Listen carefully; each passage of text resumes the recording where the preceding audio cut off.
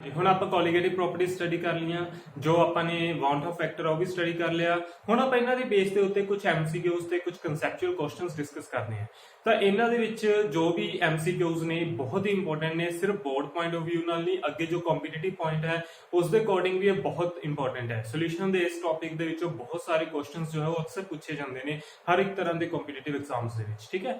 ਤਾਂ ਇਸ ਦੇ ਬਹੁਤ ਸਾਰੇ ਐਮਸੀਕਿਊਜ਼ ਆਪਾਂ ਨੇ ਡਿਟੇਲ ਦੇ ਵਿੱਚ ਕਰਨੇ ਆ। ਤਾਂ ਫਰਸਟ ਦੇਖੋ ਕੀ ਹੈ, which will have maximum depression in freezing point। सब तो ज्यादा डिप्रेशन इन फ्रीजिंग पॉइंट किसका होएगा? अपने को 4 ऑप्शंस है, 0.5 मोलर लिथियम सल्फेट है, 0.1 मोलर सोडियम क्लोराइड है, 0.5 मोलर एल्यूमिनियम सल्फेट है ਤੇ 0.5 मोलर ही बेरियम क्लोराइड है। चार ऑप्शंस अपन ਦਿੱਤੇ ਹੋਏ ਆ। ਇਹਨਾਂ ਦੇ ਵਿੱਚੋਂ ਆਪਾਂ ਜੋ ਚੈੱਕ ਕਰਨਾ ਹੈ that is ਕਿ which have maximum depression in freezing point। ਤਾਂ ਹੁਣ ਤੁਸੀਂ ਇਸ ਤਰੀਕੇ ਦੇ ਕੁਐਸਚਨਸ ਨੂੰ ਕਿਵੇਂ ਸੋਲਵ ਕਰਨਾ ਹੈ, ਤਾਂ ਜੋ ਸਟੇਟਮੈਂਟ ਹੈ ਉਸ ਨੂੰ ਧਿਆਨ ਨਾਲ ਪੜਿਓ, ਉਸ ਦੇ ਅਕੋਰਡਿੰਗ ਹੀ ਆਪਣਾ ਸੋਲਵ ਹੋਣਾ ਹੈ। ਤਾਂ ਹੁਣ ਇਸਨੇ ਪੁੱਛਿਆ ਡਿਪਰੈਸ਼ਨ ਇਨ ਫਰੀਜ਼ਿੰਗ ਪੁਆਇੰਟ, ਸਭ ਤੋਂ ਜ਼ਿਆਦਾ ਡਿਪਰੈਸ਼ਨ ਇਨ ਫਰੀਜ਼ਿੰਗ ਪੁਆਇੰਟ ਕਿਸਦਾ ਹੈ, ਠੀਕ ਹੈ। ਮੈਨੂੰ ਪਤਾ ਹੈ ਜੋ ਡਿਪਰੈਸ਼ਨ ਇਨ ਫਰੀਜ਼ਿੰਗ ਪੁਆਇੰਟ ਹੈ that is a colligative property, है ना। ਤਾਂ ਇੱਕ colligative property ਇਹਨਾਂ ਨੇ ਬੇਸਿਕਲੀ ਪੁੱਛੀ ਹੈ which will have the maximum colligative property, ਠੀਕ ਹੈ। ਸਿੰਪਲੀ ਇਹਨਾਂ ਨੇ ਇਹੀ ਚੀਜ਼ ਪੁੱਛੀ ਆਪਾਂ ਨੂੰ, ਤਾਂ ਆਪਾਂ ਦੱਸ ਦਿੰਦੇ ਹਾਂ। ਆਪਾਂ ਨੂੰ ਪਤਾ ਵੀ ਜੋ ਕੋਲੀਗੇਟਿਵ ਪ੍ਰੋਪਰਟੀਜ਼ ਹੈ ਦੇ ਡਿਪੈਂਡ ਔਨ ਦਾ ਨੰਬਰ ਆਫ ਸੋਲਿਊਟ ਪਾਰਟੀਕਲਸ, ਹੈ ਨਾ। ਨੰਬਰ ਆਫ ਸੋਲਿਊਟ ਪਾਰਟੀਕਲਸ ਦੇ ਉੱਤੇ ਡਿਪੈਂਡ ਕਰਦੇ ਆ। ਤਾਂ ਹੁਣ ਆਪਾਂ ਇਹ ਦੇਖਣਾ ਹੈ which will have the maximum number of solute particles, ਠੀਕ ਹੈ। ਆਪਾਂ ਇਹ ਚੀਜ਼ ਸਾਰੀ ਡਿਸਕਸ ਕਰ ਚੁੱਕੇ ਹਾਂ। ਜੋ ਕੋਲੀਗੇਟਿਵ ਪ੍ਰੋਪਰਟੀਜ਼ ਹੈ ਦੇ ਡਿਪੈਂਡ ਔਨ ਦਾ ਨੰਬਰ ਆਫ ਸੋਲਿਊਟ ਪਾਰਟੀਕਲਸ, ਹੈ ਨਾ। ਜਿਵੇਂ ਜਿਵੇਂ number of solute particles increase ਕਰਨਗੇ ਕੋਲੀਗੇਟਿਵ ਪ੍ਰੋਪਰਟੀਜ਼ ਵੀ ਇਨਕਰੀਜ਼ ਕਰਨੀਆਂ। बेसिक ਜਿਹਾ ਕੰਮ ਨਹੀਂ ਹੈ। ਤਾਂ ਹੁਣ ਆਪਾਂ ਨੇ ਕੀ ਕਰਨਾ ਹੈ, ਜਸਟ ਆਪਾਂ ਨੇ ਚੈੱਕ ਕਰਨਾ ਵੀ ਕਿਸ ਦੇ ਨੰਬਰ ਆਫ ਸੋਲਿਊਟ ਪਾਰਟੀਕਲ ਸਭ ਤੋਂ ਜ਼ਿਆਦਾ ਹੈ। ਬਟ ਹੁਣ ਪ੍ਰੋਬਲਮ ਕੀ ਹੈ ਵੀ ਆਪਾਂ ਵਾਂਟ ਆਫ ਫੈਕਟਰ ਵੀ ਸਟੱਡੀ ਕੀਤਾ ਹੈ, ਉਸ ਦੇ ਵਿੱਚ ਆਪਾਂ ਦੇਖਿਆ ਸੀ ਕਿ ਜੋ ਮੋਲੀਕਿਊਲਸ ਨੇ ਉਹ ਐਬਨੋਰਮਲ ਪ੍ਰੋਪਰਟੀਜ਼ ਸ਼ੋ ਕਰ ਦਿੰਦੇ ਨੇ। ਕਿਉਂ? ਕਿਉਂਕਿ ਉਹਨਾਂ ਦੀ ਜ਼ਿਆਦਾ ਡਿਸੋਸੀਏਸ਼ਨ ਹੋ ਜਾਂਦੀ ਹੈ ਜਾਂ ਐਸੋਸੀਏਸ਼ਨ ਹੋ ਜਾਂਦੀ ਹੈ। ਤਾਂ ਹੁਣ ਆਪਾਂ ਨੂੰ ਉਹ ਫੈਕਟਰ ਵੀ ਨਾਲ ਲੈ ਕੇ ਚੱਲਣਾ ਪਊਗਾ, ਹੈ ਨਾ। ਤਾਂ ਜੋ ਆਪਾਂ ਹੁਣ ਇੱਥੇ ਧਿਆਨ 'ਚ ਕੀ ਰੱਖਣਾ ਤੁਸੀਂ ਕਿ ਜੋ ਤੁਸੀਂ number of solute particles find out ਕਰਨੇ ਆ ਉਹ ਡਿਸੋਸੀਏਸ਼ਨ ਜਾਂ ਐਸੋਸੀਏਸ਼ਨ ਹੋਣ ਤੋਂ ਬਾਅਦ ਵਿੱਚ ਕਰਨੇ ਆ, ਠੀਕ ਹੈ। ਲਾਈਕ ਜਿਵੇਂ ਸਪੋਜ਼ ਕਰੋ 0.5 ਮੋਲਰ ਲਿਥੀਅਮ ਸਲਫੇਟ ਹੈ, ਤਾਂ ਹੁਣ ਲਿਥੀਅਮ ਸਲਫੇਟ ਦਾ ਇਹ 1 ਮੋਲ ਹੈ, ਬਟ ਇਹ 1 ਮੋਲ ਤੁਸੀਂ ਨਹੀਂ ਲੈ ਕੇ ਚੱਲਣਾ ਕਿਉਂਕਿ ਇਹ ਡਿਸੋਸੀਏਟ ਹੋਏਗਾ। ਤਾਂ ਇਸ ਦੇ ਜਿੰਨੇ ਵੀ ਨੰਬਰ ਆਫ ਪਾਰਟੀਕਲਸ ਬਣਨਗੇ ਉਹ ਸਾਰੇ ਆਪਾਂ ਨੂੰ ਕਾਊਂਟ ਕਰਨੇ ਪੈਣਗੇ, ਠੀਕ ਹੈ। ਤਾਂ ਜਿਵੇਂ ਦੇਖੋ ਲਿਥੀਅਮ ਸਲਫੇਟ ਹੈ, ਅਗਰ ਪਹਿਲਾਂ ਆਪਾਂ ਇਸ ਨੂੰ ਡਿਸੋਸੀਏਟ ਕਰੀਏ ਤਾਂ ਕਿਵੇਂ ਡਿਸੋਸੀਏਟ ਹੋਏਗਾ ਇਹ? ਇਸ ਦੇ ਵਿੱਚੋਂ ਦੋ ਤਾਂ ਨਿਕਲਣਗੇ ਲਿਥੀਅਮ ਪੋਜ਼ਿਟਿਵ ਆਇਨਸ, ਠੀਕ ਹੈ, 2 ਲਿਥੀਅਮ ਪੋਜ਼ਿਟਿਵ प्लस सल्फेट, ठीक है, एक जो है सल्फेट है SO4 2 नेगेटिव डिसोसिएट हो गया।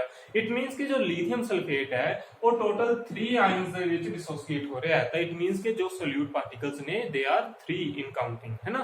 तो अपने को 3 नंबर ऑफ सोल्यूट पार्टिकल्स बन गए। फिर NaCl अगर ਆਪਾਂ काउंट करिए it is Na positive plus Cl negative. तो ਹੁਣ ਇਸ ਦੇ ਵਿੱਚ ਨੰਬਰ ਆਫ सोल्यूट पार्टिकल्स 2 ਹੋ ਗਏ डिसोसिएशन ਤੋਂ ਬਾਅਦ। एल्यूमिनियम सल्फेट ਨੂੰ ਕਾਊਂਟ ਕਰੋ, ਇਸ ਦੇ ਵਿੱਚ 2 एल्यूमिनियम है 3 पॉजिटिव प्लस सल्फेट ਦੇ आयंस है 3, ਤਾਂ 2 + 3 5 आयंस हो गए। बेरियम क्लोराइड ਦੀ ਗੱਲ ਕਰੀਏ ਤਾਂ ਇਸ ਦੇ ਵਿੱਚ barium 2 positive plus 2 Cl negative, ਤਾਂ ਇੱਕ बेरियम हो गया ਤੇ 2 क्लोरीन हो गए। ਤਾਂ टोटल ਇਸ ਦੇ ਵਿੱਚ ਵੀ 3 आयंस हो गए, है ना। ਤਾਂ नंबर ऑफ सोल्यूट पार्टिकल्स जो है वो आफ्टर डिसोसिएशन ਆਪਾਂ ਨੇ ਚੈੱਕ ਕਰਨਾ, ठीक है। चलो ਹੁਣ ਆਪਾਂ ਦੇਖੀਏ डिप्रेशन इन फ्रीजिंग पॉइंट जो कि कोलिगेटिव प्रॉपर्टी है। डिप्रेशन इन फ्रीजिंग पॉइंट मतलब डेल्टा TF जो है दैट इज अपन कैलकुलेट करना है ना, that is equal to I into concentration, है ना। यही चीज होंगी अपने कोले delta TF is equal to I is into concentration, है ना।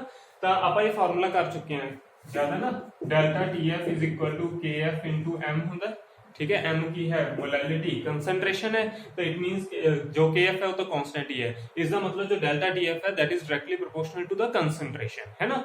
ਤੇ ਨਾਲ ਆਪਾਂ ਵਾਂਟ ਆਫ ਫੈਕਟਰ ਚ ਸਟੱਡੀ ਕਰ ਚੁੱਕੇ ਹਾਂ ਕਿ ਆਰਟ ਆਫ ਫੈਕਟਰ ਇੱਥੇ ਨਾਲ ਲੱਗੇਗਾ। ਤਾਂ ਇਟ ਮੀਨਸ ਕਿ ਜੋ ਮੈਂ ਇਸ ਨੂੰ ਬਾਲਾ ਡਿਟੇਲ ਦੇ ਵਿੱਚ ਨਾਲ ਲਿਖਦੇ ਹੋਏ ਇਸ ਨੂੰ ਇਸ ਤਰੀਕੇ ਨਾਲ ਆਪਾਂ ਰਿਪਰੈਜ਼ੈਂਟ ਕਰ ਸਕਦੇ ਹਾਂ ਕਿ ਜੋ ਡੈਲਟਾ TF ਹੈ that is equal to iota into concentration, ठीक है। ਤਾਂ ਇਹ ਆਪਣੇ ਕੋਲ ਇੱਕ ਸਿੰਪਲ ਜਿਹਾ ਫਾਰਮੂਲਾ ਬਣਦਾ ਹੈ। This is the depression in freezing point ਜਿਸ ਦੀ ਵੈਲਿਊ ਆਪਾਂ ਨੇ ਫਾਈਂਡ ਆਊਟ ਕਰਨੀ ਹੈ ਨਾ। ਤਾਂ ਆਪਾਂ ਮੈਕਸਿਮਮ ਡਿਪਰੈਸ਼ਨ ਫਰੀਜ਼ਿੰਗ ਪੁਆਇੰਟ ਦੱਸਣਾ ਹੈ। ਆਪਾਂ ਪਹਿਲਾਂ ਸਾਰਿਆਂ ਦੇ ਵਿੱਚ ਚੈੱਕ ਕਰ ਲੈਂਦੇ ਹਾਂ ਕਿ ਸਭ ਦੇ ਵਿੱਚ ਡਿਪਰੈਸ਼ਨ ਇਨ ਫਰੀਜ਼ਿੰਗ ਪੁਆਇੰਟ ਕਿੰਨਾ ਕਿੰਨਾ ਆ ਰਿਹਾ ਹੈ ਨਾ, ਫਿਰ ਮੈਕਸਿਮਮ ਮਿਨੀਮਮ ਸਭ ਕੁਝ ਪਤਾ ਲੱਗ ਜਾਏਗਾ। ਤਾਂ ਸਭ ਤੋਂ ਪਹਿਲਾਂ ਆਪਾਂ ਚੈੱਕ ਕਰਦੇ ਹਾਂ for lithium sulphate. Lithium sulphate ਦੇ ਲਈ ਡਿਪਰੈਸ਼ਨ ਇਨ ਫਰੀਜ਼ਿੰਗ ਪੁਆਇੰਟ ਮਤਲਬ ਕੋਲੀਗੇਟਿਵ ਪ੍ਰੋਪਰਟੀ ਕਿੰਨੀ ਵੈਲਿਊ ਆ ਰਹੀ ਹੈ, that is equal to iota. Iota means कि कितने नंबर ऑफ आयंस इससे डिसोसिएट हो रहे हैं बन रहे हैं आफ्टर डिसोसिएशन। 2 + 1 3 आयंस हो गए। Into concentration. लिथियम सल्फेट की कंसंट्रेशन कितनी गिवन है अपन 0.5, ठीक है। तो 3 इंटू 0.5 ये बन गया 0.15। तो इसकी जो डिप्रेशन फ्रीजिंग पॉइंट है दैट इज 0.15, ठीक है। इसी तरीके नाल आपां चेक करते हैं NaCl ਲਈ। NaCl ਦੇ ਲਈ डेल्टा TF कितना आएगा, ये आ जाएगा नंबर ऑफ आयंस है 2 इंटू कंसंट्रेशन, कंसंट्रेशन है 0.1, तो ये आ गया 0.2, ठीक है। एल्यूमीनियम सल्फेट ਦੇ ਲਈ नंबर ऑफ आयंस है 5 इंटू कंसंट्रेशन है 0.5 ये बन गया 0.25, है ना। ਤੇ ਹੁਣ ਆਪਣੇ ਕੋਲੇ ਹੈ फोर्थ वन बेरियम क्लोराइड ਦੇ ਵਿੱਚ नंबर ऑफ आयंस बन रहे हैं 3, आयोटा की वैल्यू होगी 3 इंटू जो अपने कोले कंसंट्रेशन है दैट इज 0.5 ये बन गया 0.15, ठीक है। तो हम सब तो ज्यादा डिप्रेशन फ्रीजिंग किस दे विच आ रहा है, तुम चेक करो। डिप्रेशन फ्रीजिंग पॉइंट सब तो ज्यादा किस आ रहा है, एल्यूमीनियम सल्फेट दे विच आ रहा है 0.25, ठीक है। तो इस तो बाद किस दे विच आ रहा है, बेरियम क्लोराइड ते लिथियम नहीं, सब तो ज्यादा एल्यूमीनियम सल्फेट 0.25, इस तो बाद NaCl दे विच आ रहा है 0.2, है ना। ਤੇ ਇਸ ਤੋਂ ਬਾਅਦ ਲਿਥੀਅਮ ਸਲਫੇਟ ਤੇ ਬੇਰੀਅਮ ਕਲੋਰਾਈਡ ਇਹਨਾਂ ਦੋਨਾਂ ਦੇ ਵਿੱਚ ਬਿਲਕੁਲ same depression and freezing point ਆ ਰਿਹਾ ਹੈ। ਤਾਂ ਹੁਣ ਦੇਖੋ ਜੋ ਇਹਨਾਂ ਨੇ ਪੁੱਛਿਆ ਸੀ maximum depression and freezing point, ਸਭ ਤੋਂ ਜ਼ਿਆਦਾ ਡਿਪਰੈਸ਼ਨ ਐਂਡ ਫ੍ਰੀਜ਼ਿੰਗ ਪੁਆਇੰਟ ਕਿਸ ਦਾ ਆਏਗਾ, ਕਿਸ ਦਾ ਆਇਆ ਹੈ ਆਪਣੇ ਕੋਲੇ ਐਲੂਮੀਨੀਅਮ ਸਲਫੇਟ, ਠੀਕ ਹੈ। ਤਾਂ ਜਿਵੇਂ ਸਪੋਜ਼ ਕਰੋ ਆ ਨਾਰਮਲ ਫ੍ਰੀਜ਼ਿੰਗ ਪੁਆਇੰਟ ਹੈ, ठीक है। ਆਪਾਂ डिप्रेशन करना है, डिप्रेशन मतलब किसका सब तो ज्यादा डिक्रीज कर रहा है, सब तो ज्यादा डिक्रीज किसका किया, एल्यूमीनियम सल्फेट का, है ना। एल्यूमीनियम सल्फेट दे विच सब तो ज्यादा डिप्रेशन आई है। इस तो बाद NaCl दे विच थोड़ी जी घट डिप्रेशन आई है as compare to aluminium sulphate. इस तो बाद लिथियम सल्फेट ते बेरियम क्लोराइड इन्हां दोनों दे विच बराबर ही आई है, लिथियम सल्फेट ते बेरियम क्लोराइड दोनों दे विच सेम डिप्रेशन फ्रीजिंग पॉइंट आई है ना। तो हुण इन्हां ने आपां नूं पुछिया सी which have the maximum depression in freezing point, सब तो ज्यादा डिप्रेशन किसदा आया, एल्यूमीनियम सल्फेट, है ना। यह जो है मेन अगर आप रीजन चेक करिए भी एल्यूमीनियम सल्फेट दे विच इन्ना ज्यादा डिप्रेशन क्यों आया, तो वो तुसीं देखो इसके नंबर ऑफ आयंस जो है आफ्टर डिसोसिएशन सब तो ज्यादा बन रहे हैं, 5 आयंस, किसी 2 है किसी 3 है, पर इस 5 है। बट इसनूं डायरैक्टली तुसीं नंबर ऑफ आयंस दे नाल ना किते सॉल्व करन लग जाओ, हर एक न्यूमेरिकल च आपां कंसंट्रेशन भी चेक करनी हुंदी है, ठीक है।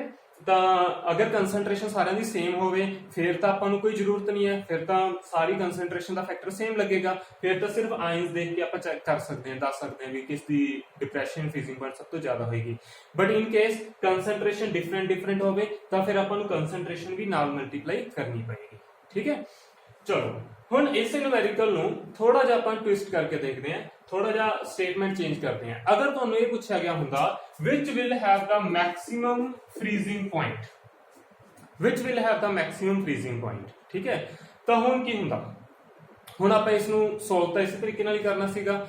डिप्रेशन इन फ्रीजिंग पॉइंट आपां कैलकुलेट कर लिया, मैं तुहानूं आ ग्राफ इसे करके बना के दिखाया है भी सब तो ज्यादा डिप्रेशन मतलब घट रहा है ना, फ्रीजिंग पॉइंट घट रहा है। सब तो ज्यादा डिप्रेशन किसदा आया, एल्यूमीनियम सल्फेट का, उस तो घट किसदा आया, सोडियम क्लोराइड का, उस तो थोड़ा जिहा घट किसदा सी, लिथियम सल्फेट ते बेरियम क्लोराइड का। तो हुण स्टेटमेंट चेंज हो गई, इन्होंने पूछ लिया which will have the maximum freezing point. हुण इन्हें कोलिगेटिव प्रॉपर्टी नहीं किया अपन फाइंड आउट करने लई, मैं फिर कह रहा हूं freezing point is not the colligative property, depression in the freezing point is the colligative property, ठीक है। तो which will have the maximum freezing point, सब तो ज्यादा फ्रीजिंग पॉइंट आपने चेक करना है। आ नॉर्मल फ्रीजिंग पॉइंट सीगा, है ना, मान लो कि 100 सी, वैसे ही मान लो 100 सी, इसका सब तो ज्यादा घट गया एल्यूमीनियम सल्फेट का, सब तो ज्यादा घट के मान लो फिर रह गया 20 ते रह गया, ठीक है। यह 40 ते आ गया, यह 60 ते आ गया, इस दे विच डिप्रेशन सब तो ज्यादा हुई 100 तो 20, इस दे विच डिप्रेशन थोड़ी जी घट आई 100 तो 40, इस डिप्रेशन होर घट आई 100 तो 60।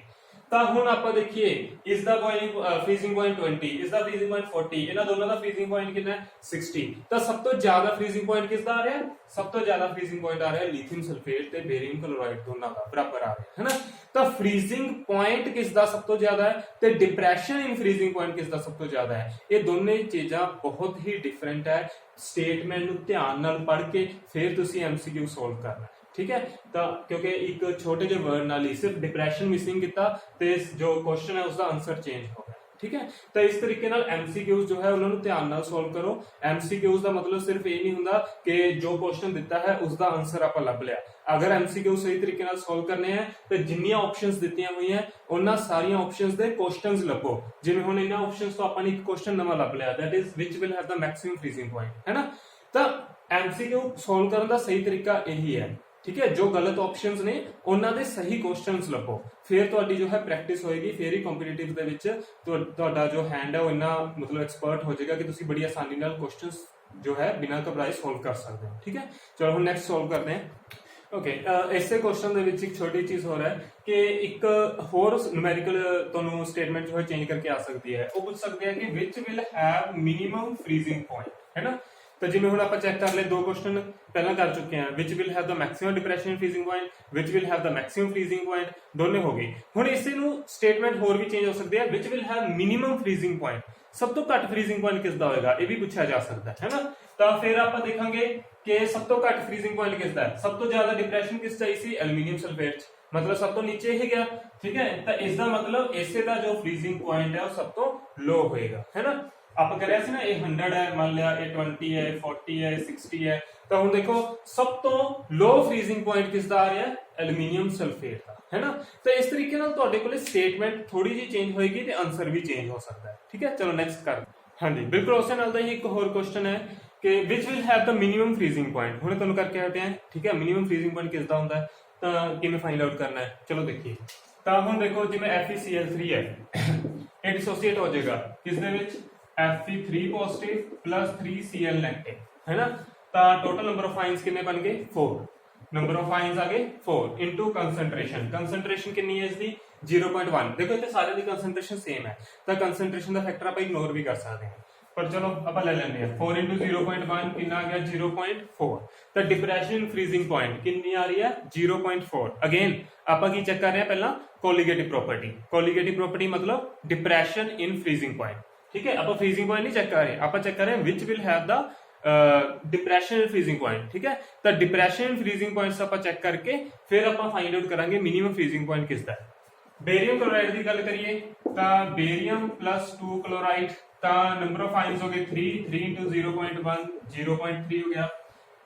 Sodium chloride Na positive plus Cl negative, इसके आयंस हो गए 2 into 0.1 that is equal to 0.2, ठीक है। यूरिया 0.1, यूरिया जो है वो डिसोसिएट नहीं होता है ना, नॉन इलेक्ट्रोलाइट है, तो ये डिसोसिएट तो होएगा नहीं, तो इसका एक ही मॉलिक्यूल रह जाएगा 1 into 0.1 that is equal to 0.1। तो हुण तुसीं देखो आ तुहाडे कोले नॉर्मल फ्रीजिंग पॉइंट सी, तो सब तो ज्यादा डिप्रेशन किसदी हुई, सब तो ज्यादा डिप्रेशन इन फ्रीजिंग पॉइंट किसदी आ रही है 0.4, किसदी है ये फेरिक क्लोराइड, सब तो ज्यादा डिप्रेशन इन फ्रीजिंग पॉइंट, सब तो नीचे गया।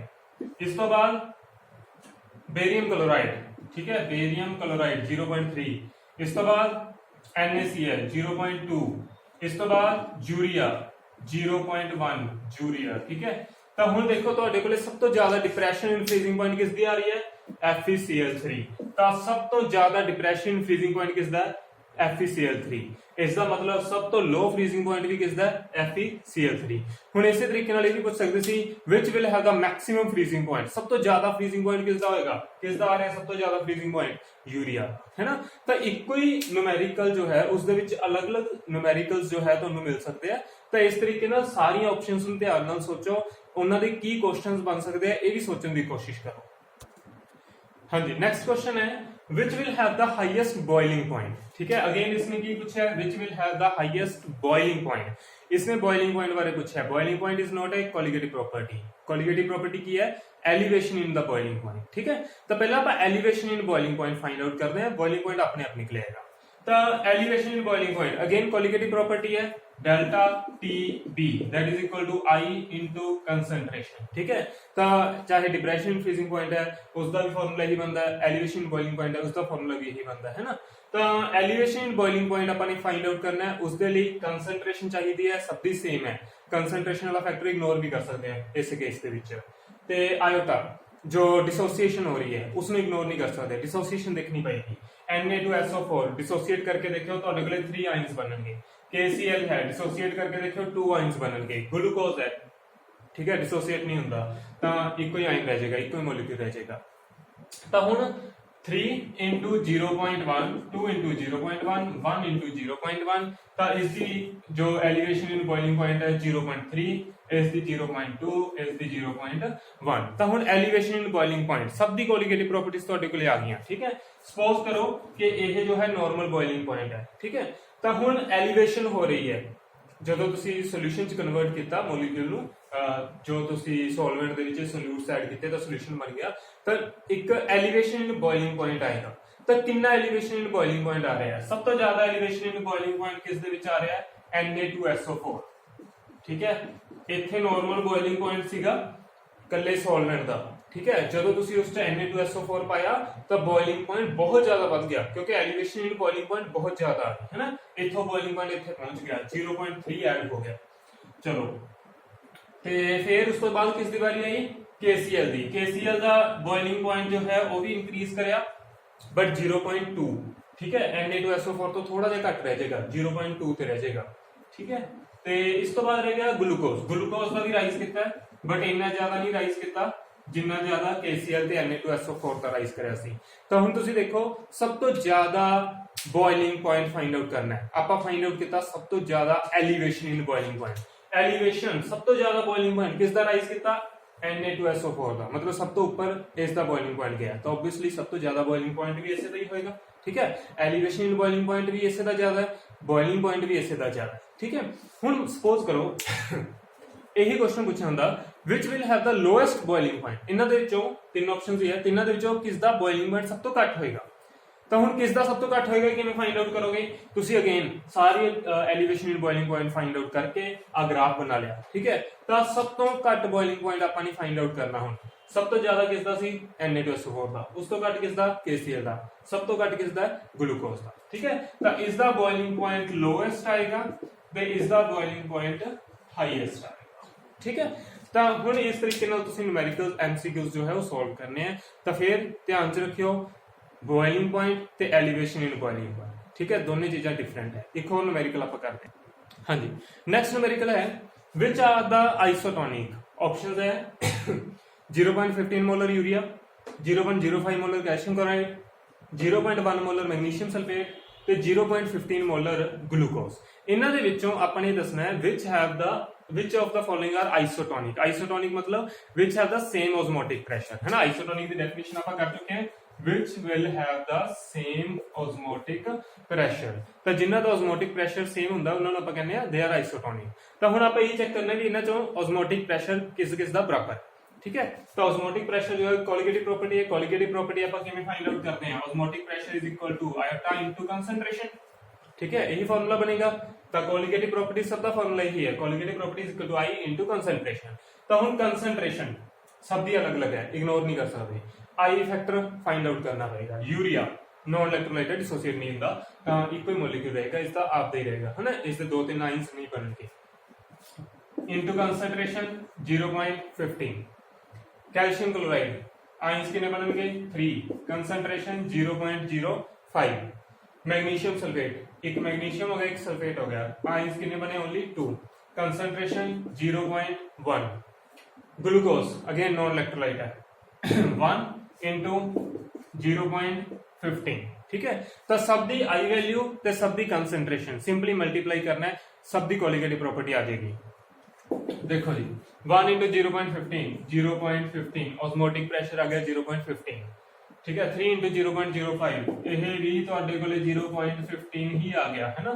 0.15 3 into 0.05, ठीक है, 0.15 आ गया। तो magnesium sulphate 2 into 0.1, this is 0.2। 1 into 0.15, this is 0.15 again। ਤਾਂ ਹੁਣ ਤੁਸੀਂ ਦੇਖੋ ਕਿ ਕਿਹੜੇ ਸੋਲੂਸ਼ਨ ਆਈਸੋਟੋਨਿਕ ਹੈ ਜਿਨ੍ਹਾਂ ਦਾ ਆਸਮੋਟਿਕ ਪ੍ਰੈਸ਼ਰ ਸੇਮ ਹੈ। ਕਿਸ ਦਾ ਆਸਮੋਟਿਕ ਪ੍ਰੈਸ਼ਰ ਸੇਮ ਆ ਰਿਹਾ? ਯੂਰੀਆ ਦਾ ਆ ਰਿਹਾ, ਕੈਲਸ਼ੀਅਮ ਕਲੋਰਾਈਡ ਦਾ ਆ ਰਿਹਾ, ਗਲੂਕੋਜ਼ ਦਾ ਆ ਰਿਹਾ, ਹੈ ਨਾ। ਤਾਂ A, B ਤੇ D, A, B ਤੇ D ਇਹ ਤਿੰਨ ਆਪਸ਼ਨਸ ਇਹੋ ਜਿਹੀਆਂ ਨੇ ਜਿਨ੍ਹਾਂ ਦਾ ਆਸਮੋਟਿਕ ਪ੍ਰੈਸ਼ਰ ਸੇਮ ਆ ਰਿਹਾ। It means these three are isotonic with each other, ठीक है। ਇਹ ਤਿੰਨੇ ਆਈਸੋਟੋਨਿਕ ਹੈ। हाँ जी, नेक्स्ट क्वेश्चन है which of the following pairs are isotonic। अपने को 4 pairs दी हुई हैं, ठीक है। 0.1 molar urea and 0.1 molar NaCl। 0.1 molar urea ते सोडियम सल्फेट, NaCl ते सोडियम सल्फेट, कैल्शियम नाइट्रेट ते सोडियम सल्फेट। ਆਪਾਂ ਚੈੱਕ ਕਰਕੇ ਦੱਸਣਾ ਹੈ ਵੀ ਇਹਨਾਂ ਪੇਅਰਸ ਦੇ ਵਿੱਚੋਂ ਕਿਹੜੀ ਪੇਅਰ ਹੈ ਜਿਹੜੀ ਆਈਸੋਟੋਨਿਕ ਹੈ ਇੱਕ ਦੂਸਰੇ ਨਾਲ, ਮਤਲਬ ਇਹ ਦੋਨੇ ਆਪਸ ਵਿੱਚ ਆਈਸੋਟੋਨਿਕ ਹੈ ਕਿ ਨਹੀਂ ਹੈ। ਤਾਂ ਆਪਾਂ ਕਿਵੇਂ ਚੈੱਕ ਕਰਾਂਗੇ, ਆਪਾਂ ਦੋਨਾਂ ਦਾ ਓਜ਼ਮੋਟਿਕ ਪ੍ਰੈਸ਼ਰ ਚੈੱਕ ਕਰਾਂਗੇ, ਜਿਨ੍ਹਾਂ ਦਾ ਓਜ਼ਮੋਟਿਕ ਪ੍ਰੈਸ਼ਰ ਸੇਮ ਆ ਗਿਆ ਉਹ ਦੋਨੇ ਆਈਸੋਟੋਨਿਕ ਹੋਣਗੇ, ਹੈ ਨਾ। ਤਾਂ ਹੁਣ ਇਹਦੇ ਨਾਲ ਦਾ ਇੱਕ ਨਿਊਮੈਰੀਕਲ ਆਪਾਂ ਸੋਲਵ ਕਰਕੇ ਹਟੇ ਆ। ਤਾਂ ਕਿਵੇਂ ਕਰਾਂਗੇ, ਦੇਖੋ osmotic pressure that is equal to I into concentration। ਹੁਣ concentration ਦਾ ਫੈਕਟਰ ਸਭ ਤੋਂ ਸੇਮ ਹੈ ਕਿਉਂਕਿ ਸੇਮ ਹੀ ਹੈ ਨਾ, 0.1 0.1 ਹੀ ਹੈ। ਤਾਂ ਆਪਾਂ ਸਿੰਪਲੀ I ਦੇ ਹਿਸਾਬ ਨਾਲ ਦੱਸ ਸਕਦੇ ਹਾਂ। ਤਾਂ ਦੇਖੋ ਯੂਰੀਆ डिसोसिएट नहीं होएगा तो 1 I ਦੀ ਵੈਲਿਊ ਕਿੰਨੀ ਆ ਗਈ 1, NaCl I ਦੀ ਵੈਲਿਊ ਕਿੰਨੀ ਹੈ 2, ठीक है। इट मींस कि ये दोनों आपस में आइसोटोनिक नहीं होंगे, ठीक है। तुम देख लो 1 into 0.1 ऑस्मोटिक प्रेशर की वैल्यू कितनी आ गई 0.1, NaCl 2 into 0.1 कितनी वैल्यू आ गई 0.2, दोनों का ऑस्मोटिक प्रेशर डिफरेंट है, it means they are not isotonic, ठीक है। तो ये ऑप्शन होगी कैंसर। इस तरीके से सेकंड चेक करो, थर्ड चेक करो, फोर्थ चेक करो, सारियां चेक करो तो फिर देखो किस दे विच ऑस्मोटिक प्रेशर सेम आ रहा है। मैं लास्ट वाली चेक करके दिखाना है, ठीक है। तो जिवें हुण देखो कैल्शियम नाइट्रेट है, ये ब्रेक हो रहा है, कैल्शियम प्लस 2 नाइट्रेट, तो कितने आइंस बनणगे इसदे 3 into 0.1 0.3 आ जाएगा। सोडियम सल्फेट 2 सोडियम ते 1 सल्फेट 2 + 1 3 आइंस इसदे हो गए, 3 into 0.1 कितना आ गया 0.3।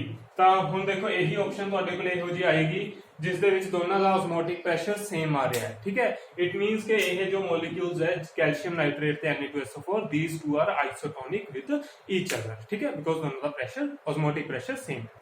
हाँ जी, नेक्स्ट प्रॉब्लम है which have the highest freezing point. इन्हां दोनों दे विचों किस दा फ्रीजिंग पॉइंट ज्यादा होएगा, ठीक है। दो ही ऑप्शंस है ते दोनों चों फ्रीजिंग पॉइंट दसना है, डिप्रेशन इन फ्रीजिंग पॉइंट नहीं, फ्रीजिंग पॉइंट। बट सॉल्व आप उस तरीके नाल करांगे, ठीक है। कि depression freezing point find out करेंगे पहला। तो सब तो ज्यादा डिप्रेशन फ्रीजिंग पॉइंट किसका होएगा देखते हैं। तो फार्मूला की अपने को I into concentration, aluminium sulphate के आयंस कितने बननगे 2 एल्यूमीनियम ते 3 सल्फेट 5 आयंस हो गए, 5 into 0.05 कंसंट्रेशन गिवन है 0.05 मोलर, ठीक है। तो अपने को 5 into 0.05 में बन गया 0.25, ठीक है। तो डिप्रेशन जो आ रही है depression in freezing point that is 0.25, ठीक है। तो ये अगर तुसी सपोज करो ये नॉर्मल फ्रीजिंग पॉइंट सी, तो डिप्रेशन होने तो बाद एल्यूमीनियम सल्फेट जो है वो इतने पहुंच गया, ठीक है 0.25 डिप्रेशन होगी घट गया। दूसरा देखो 0.1 मोलर K3FeCN6 है, कोऑर्डिनेशन कंपाउंड है। जो कोऑर्डिनेशन कंपाउंड है वो किस तरीके नाल ब्रेक होंदे है, उन्हां दा जो स्केयर ब्रैकेट है वो ब्रेक नहीं हुंदी, जो उन्हां दे बाहर मॉलिक्यूल्स हुंदे हैं आयंस हुंदे हैं वो ब्रेक हो सकते हैं, ठीक है। तो पोटेशियम है 3 पोटेशियम हो जाएंगे 3K पॉजिटिव प्लस ये जो है FeCN6 ये एज इट इज ही रहेगा, ठीक है। तो इत्थे चार्ज आ जाएगा -3। तो हम देखो एक तुहाडे कोले पोटेशियम आयंस बन गए 3, एक तुहाडे कोले FeCN6 बन गया 3 + 1 कितने आयंस हो गए टोटल 4 आयंस हो गए, है ना। ये भी का ही नहीं है तो 4 आयंस हो गए तुहाडे कोले। तो हुण डिप्रेशन इन फ्रीजिंग पॉइंट कितनी आएगी इसकी वैल्यू 4 into कंसंट्रेशन कितनी है कंसंट्रेशन 0.1 बहुत ज्यादा आ गई 0.4 आ गई, ठीक है। तो हुण इस दे विच देखो डिप्रेशन इन फ्रीजिंग पॉइंट कितना आ रहा है 0.40 किसदा K3FeCN6 का। तो हुण तुसीं दसना की है, तुसीं दसना है which have the highest freezing point, तुसीं ये नहीं दसना which have the highest depression in freezing point. सब तो ज्यादा डिप्रेशन किस आ रही है, सब तो ज्यादा डिप्रेशन तो K3FeCN6 आ रही है, बट आपा की दसना है which have the highest freezing point, freezing point किसका ज्यादा। तो हम देखो इसकी डिप्रेशन ज्यादा होगी मतलब इसका फ्रीजिंग पॉइंट बहुत घट गया, इसकी डिप्रेशन घट हुई है मतलब इसका फ्रीजिंग पॉइंट इतना नहीं घटिया। तो किसका फ्रीजिंग पॉइंट ज्यादा आ रहा है, ग्राफ तो क्लियरली दिख रहा है अपन, ठीक है। आप फ्रीजिंग पॉइंट ज्यादा है तो इसका फ्रीजिंग पॉइंट घट है, ठीक है। तो which will have the highest freezing point aluminium sulphate, ठीक है। तो सारे जो क्वेश्चंस है इस तरीके नाल आपां ने सॉल्व करने। हाँ जी, हुण इस तरह का एक और MCQ है, arrange the following in the increasing order of freezing point. Increasing order of freezing point जो है वो अपन ने दसना है, ठीक है। तो हुण आपां अगेन वही कोलिगेटिव प्रॉपर्टी वाला formula depression in freezing point calculate करांगे, ठीक है। सब तो ज्यादा डिप्रेशन इन फ्रीजिंग पॉइंट किसदे आते हैं, 4 ऑप्शंस है, ठीक है। तो आप ये देखेंगे आ नॉर्मल फ्रीजिंग पॉइंट है, सब तो ज्यादा डिप्रेशन किसदी आती है, फिर किस का ऑर्डर की बनता सब चेक करांगे, ठीक है। तो किवें करांगे वही फॉर्मूला कोलिगेटिव प्रॉपर्टी वाला I into कंसंट्रेशन, ਤਾਂ I ਵੈਲਿਊ NaOH ਅਗਰ ਬ੍ਰੇਕ ਕਰੋਗੇ ਤਾਂ ਕਿੰਨੇ ਆਇਨਸ ਬਣਨਗੇ Na plus OH 2 ਆਇਨਸ ਬਣ ਗਏ ਤਾਂ 2 into ਕੰਸੈਂਟ੍ਰੇਸ਼ਨ ਹੈ 0.2 ਇਸ ਦੀ ਵੈਲਿਊ ਕਿੰਨੀ ਆ ਗਈ 0.4 ਆ ਗਈ ਠੀਕ ਹੈ Na2CO3 सोडियम कार्बोनेट है 0.2 मोलर 2 सोडियम हो गए कार्बोनेट हो गया 3 आयंस हो गए इनटू 0.2 वैल्यू कितनी आ गई 0.6 ठीक है याद रखो कि आप कैलकुलेट कर रहे हैं आप कैलकुलेट कर रहे हैं डिप्रेशन इन फ्रीजिंग पॉइंट आप क्वालिटेटिव प्रॉपर्टी कर रहे हैं ठीक है 0.1 मोलर सिल्वर नाइट्रेट एक सिल्वर हो गया एक नाइट्रेट हो गया 2 आयंस 2 into 0.1 कितना आ गया 0.2 ठीक है ਤੇ ਅਮੋਨੀਅਮ ਫੈਰਸ ਸਲਫੇਟ ਹੈ ਮੋਹਰ ਸਾਲਟ ਹੈ ਇਹ ਮੋਲੀਕਿਊਲ ਤਾਂ ਇਸ ਦੇ ਵਿੱਚ ਆਇਨਸ ਦੇਖਣੇ ਪੈਣਗੇ ਕਿੰਨੇ ਬਣਦੇ ਹੈ ਨਾ ਦੋ ਤਾਂ ਅਮੋਨੀਅਮ ਹੋ ਗਏ NH4 ਪੋਜ਼ਿਟਿਵ ਕਿੰਨੇ ਹੋ ਗਏ 2 ਇੱਕ ਸਲਫੇਟ ਹੋ ਗਿਆ SO4 2 ਨੈਗੇਟਿਵ ਇੱਕ ਆਇਰਨ ਹੋ ਗਿਆ Fe2 ਪੋਜ਼ਿਟਿਵ ਇੱਕ ਹੋਰ ਸਲਫੇਟ ਤੇ ਹੈ SO4 2 ਨੈਗੇਟਿਵ ਵਾਟਰ ਦਾ ਡਿਸੋਲਵ ਵਾਟਰ ਤਾਂ ਆਪਾਂ ਵਿੱਚ ਪਾਵਾਂਗੇ ਤਾਂ ਵਾਟਰ ਨੂੰ ਕਾਊਂਟ ਨਹੀਂ ਕਰਨਾ ਠੀਕ ਹੈ ਤਾਂ ਕਿੰਨੇ ਆਇਨਸ ਬਣ ਰਹੇ 2 3 4 5 ठीक है टोटल नंबर ऑफ आयंस कितने बन गए 5 into 0.1 कंसंट्रेशन 0.1 कितना आ गया 0.5 ठीक है तो सब तो ज्यादा डिप्रेशन इन फ्रीजिंग पॉइंट किस दी हो रही है सब तो ज्यादा डिप्रेशन इन फ्रीजिंग पॉइंट हो रही है 0.6 केडी ऑप्शन दी आ रही है बी ऑप्शन दी है ना सब तो ज्यादा डिप्रेशन सब तो घट गया फ्रीजिंग पॉइंट इस तो बाद ठीक है इस तो बाद किस दी आ रही है मोहर साल्ट डी जिसकी वैल्यू आ रही है 0.5 इस तो बाद थोड़ा जिहा घट घटिया NaOH का 0.4 ए ऑप्शन ठीक है इस तो बाद किसकी बारी है सी रह गया 0.2 सिल्वर नाइट्रेट ठीक है तो हुण तुसीं दसना की है ਆਪਾਂ ਦੱਸਣਾ ਕੀ ਹੈ ਆਪਾਂ ਅਰੇਂਜ ਕਰਨਾ ਹੈ ਸਾਰਿਆਂ ਨੂੰ ਅਰੇਂਜ ਕਿਸ ਦੇ ਅਕੋਰਡਿੰਗ ਕਰਨਾ ਹੈ ਇਨ ਦਾ increasing order of freezing point ਠੀਕ ਹੈ ਤਾਂ ਫਰੀਜ਼ਿੰਗ ਪੁਆਇੰਟ ਇੱਥੇ ਸੀਗਾ ਸਭ ਤੋਂ ਘਟ ਗਿਆ ਕਿਸ ਦਾ बी ਦਾ ਮਤਲਬ ਇਸ ਦਾ ਫਰੀਜ਼ਿੰਗ ਪੁਆਇੰਟ ਸਭ ਤੋਂ ਘੱਟ ਹੈ ਠੀਕ ਹੈ ਤੇ C ਦਾ ਫਰੀਜ਼ਿੰਗ ਪੁਆਇੰਟ ਸਭ ਤੋਂ ਜ਼ਿਆਦਾ ਹੈ ਤੇ ਇਸ ਗ੍ਰਾਫ ਤੋਂ ਡਾਇਰੈਕਟਲੀ ਆਪਾਂ ਨੂੰ ਪਤਾ ਲੱਗ ਰਿਹਾ ਕਿ ਫਰੀਜ਼ਿੰਗ ਪੁਆਇੰਟ ਦਾ ਆਰਡਰ ਕੀ ਹੈ ਠੀਕ ਹੈ ਸਭ ਤੋਂ ਲੋ ਕਿਸ ਦਾ B ਦਾ ਉਸ ਤੋਂ ਜ਼ਿਆਦਾ ਕਿਸ ਦਾ ਆਏਗਾ D ਦਾ ਉਸ ਤੋਂ ਜ਼ਿਆਦਾ ਕਿਸ ਦਾ A ਦਾ ਤੇ ਉਸ ਤੋਂ ਜ਼ਿਆਦਾ ਕਿਸ ਦਾ C ਦਾ ਤਾਂ ਇਨ ਦਾ increasing order of freezing point ਆਪਾਂ ਨੇ ਦੱਸਣਾ ਸੀ ਤਾਂ ਫਰੀਜ਼ਿੰਗ ਪੁਆਇੰਟ ਦਾ ਆਰਡਰ ਕੀ ਬਣ ਰਿਹਾ B D A C ठीक है तो सब तो ज्यादा फ्रीजिंग पॉइंट किसदा है सब तो ज्यादा फ्रीजिंग पॉइंट है C ਦਾ सब तो ज्यादा डिप्रेशन इन फ्रीजिंग पॉइंट किस आई सब तो ज्यादा depression in freezing point I B च सब तो घट फ्रीजिंग पॉइंट किसदा सब तो घट फ्रीजिंग पॉइंट भी B ਦਾ ਹੀ ਹੈ ठीक है तो इस तरीके ਨਾਲ ਕੋਈ ਵੀ क्वेश्चन पूछा जा सकता है तरीका ਉਹੀ है स्टेटमेंट ਨੂੰ ਧਿਆਨ ਨਾਲ ਪੜ੍ਹ ਕੇ ਫਿਰ ਆਪ ਦਾ ਆਪਸ਼ਨ ਚੂਜ਼ ਕਰਿਓ ਕਿ ਕੀ ਆਪਸ਼ਨ ਸਹੀ ਹੈ ठीक है ਤਾਂ ਹੁਣ ਮੈਂ ਤੁਹਾਨੂੰ ਕੁਝ MCQs ਜੋ ਹੈ ਉਹ ਮੈਂ ਸੈਂਡ ਕਰਾਂਗਾ ਤੁਹਾਨੂੰ ਤਾਂ ਗਰੁੱਪ ਦੇ ਵਿੱਚ ਤੁਸੀਂ ਉਹ ਜੋ ਪ੍ਰੋਬਲਮਸ ਹੈਗੀਆਂ ਉਹਨਾਂ ਨੂੰ ਸੋਲਵ ਕਰਕੇ ਤੇ ਮੈਨੂੰ ਰੀਸੈਂਡ ਕਰਨੇ ਆ ਕਿ ਕੀ ਆਨਸਰਸ ਜਿਹੜੇ ਹੈਗੇ ਆ ਉਹ ਸਹੀ ਲੱਗ ਰਹੇ ਆ ਤੁਹਾਨੂੰ ਠੀਕ ਹੈ